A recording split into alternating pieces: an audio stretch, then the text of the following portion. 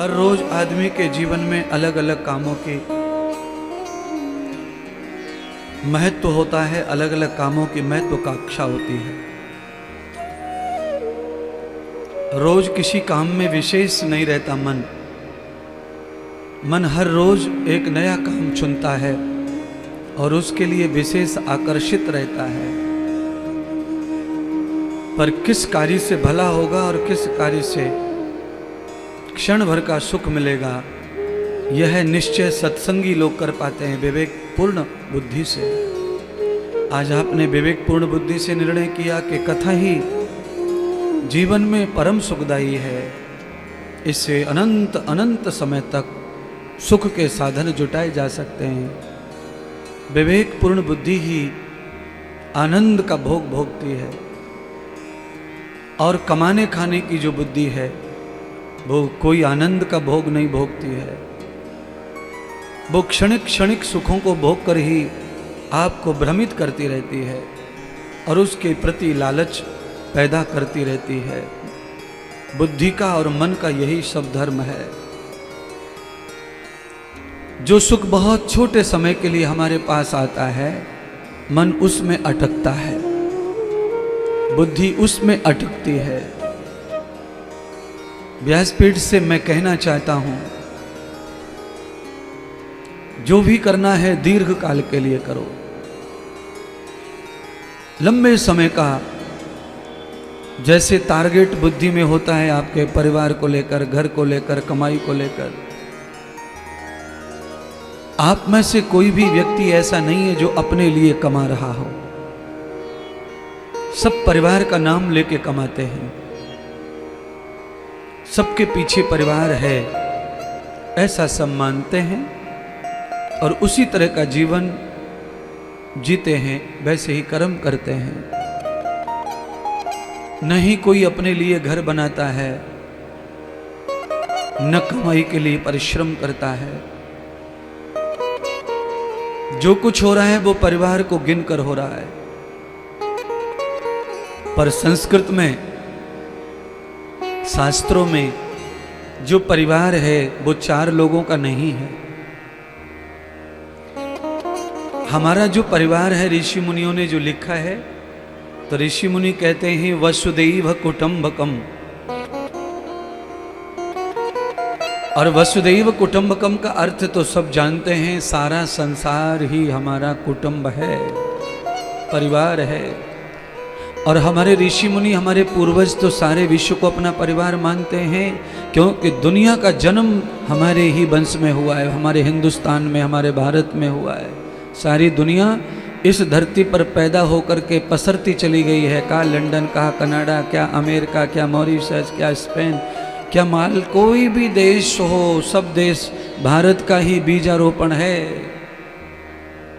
इसलिए ऋषि कहते हैं सर्वे भवन्तु सुखिनः सर्वे सन्तु निरामया। इसलिए हमारे पूर्वज कहते हैं सारा विश्व सुखी रहे, कोई दुखी न रहे, कोई बीमार न रहे पूरे विश्व में। ये तो अभी 200-400 साल पहले बंटवारा होता चला गया। और आपको पूरा ज्ञान नहीं हो तो बताऊं, 1000 साल का है अमेरिका।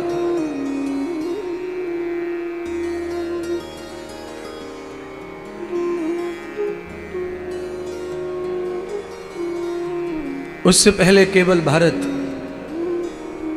राम का देश, कृष्ण का देश, पांडव का देश, राजा दशरथ का देश, विक्रमादित्य राजा का देश है ये। इसलिए हमारा भाव बहुत विशाल होता है। इस कथा को अपने घर में भी सुना जा सकता था। घर घर के जो लोग हैं 5, 10, 20 वहां सुन लेते इसको। और मैं आपको बताऊं, ऐसी कथाएं घरों में भी की जा रही हैं। बहुत सारे लोग हैं अपने घर के पोर्च में, घर के बरामदे में कथा करते हैं। महात्मा खूब बड़ा बुला लेते हैं, पैसा देते हैं, पर बस बाहर के लोगों को सुनाना नहीं चाहते। बस ये कहते हैं भाई हम तो ये अपने लिए कर रहे हैं, सब अपने लिए कर रहे हैं।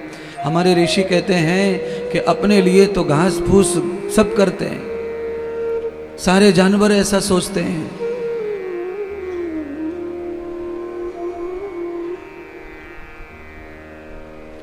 अपने कल्याण की भावना जरूर रखो, पर सत्कर्म तो सबके लिए करो, शुभ कर्म तो सबके लिए करो। कर्म करते समय ये भाव तो जरूर होना चाहिए कि मेरा कल्याण कैसे होगा।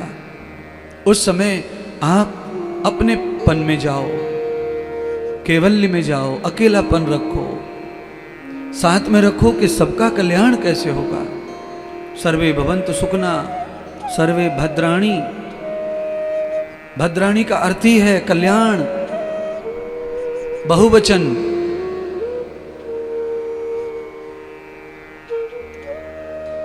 सबका कल्याण कैसे होगा। तो जितने लोग नाव में बैठते हैं उतने लोग, चाहे उसमें दारूबाज हो, अंडाबाज हो, जुआबाज हो, दुष्ट हो, नाव तो सबको किनारे लगा देती है, केवल केवट अच्छा होना चाहिए।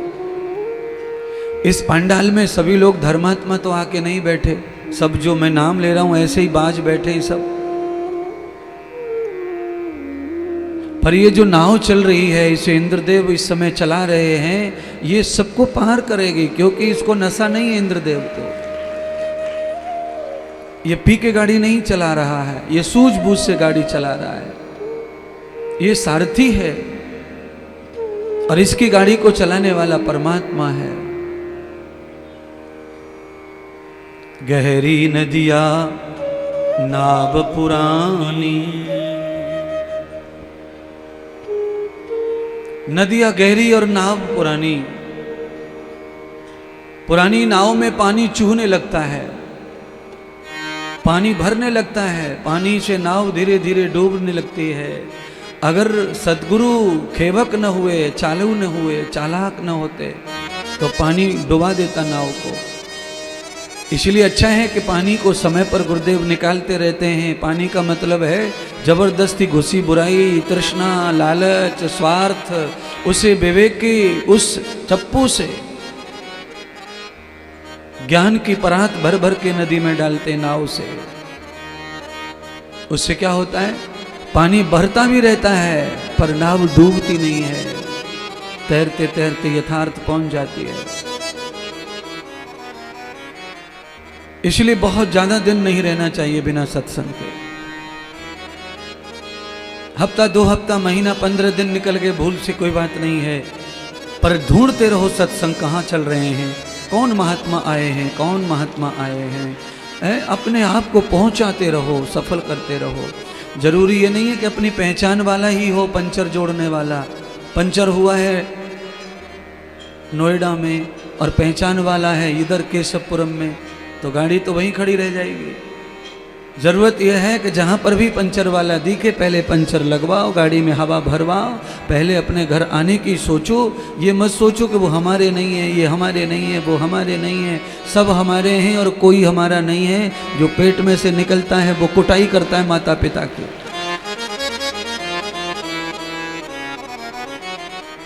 जिसके साथ साथ फेरे लेते हैं वो दुनिया भर की तकलीफ देता है, देती है। तो मेरा कौन है, हमारा कौन है। रोज दंगड़ हो रहे हैं घरों में महाराज। हर घर का सदस्य मुसीबत में पड़ा है, घर के ही आदमी से तकलीफ हो रही है, बाहर के दुश्मनों की तो बात ही छोड़ो। और ये कंटिन्यू चलेगा, ये कभी रुकने वाला नहीं है। ऐसे माहौल में भी ऐसी कथा में आने का मौका मिले, सत्संग सुनने का मौका मिले तो तनक मत छोड़ो, तत्काल पकड़ो।